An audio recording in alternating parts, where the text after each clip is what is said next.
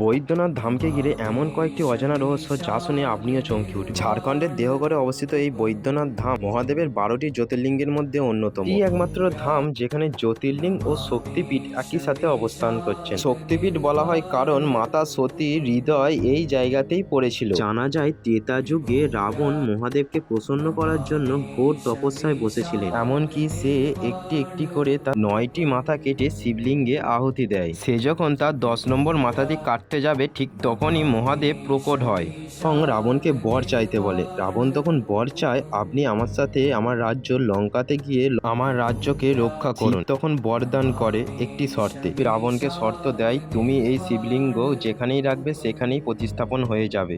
রাবণ যখন শিবলিঙ্গ নিয়ে যাচ্ছে, দেবতারা তখন তার পরীক্ষা নেওয়ার জন্য তার সাথে ছল করেন। বরুণদেব এক ব্রাহ্মণের সাজে এসে তাকে শিবলিঙ্গ রাখা করায়, আর সেখানেই প্রতিষ্ঠিত হয় বৈদ্যনাথ ধাম, যেখানে সকল মনস্কামনা পূর্ণ করেন স্বয়ং মহাদেব। শ্রাবণ মাসে হাজার হাজার ভক্তবৃন্দের আগমন ঘটে এই ধামে। তোমরা যারা যারা গিয়েছো এখানে তারা কমেন্টে বলো, আর যারা যারা যেতে চাও তারাও জানিও।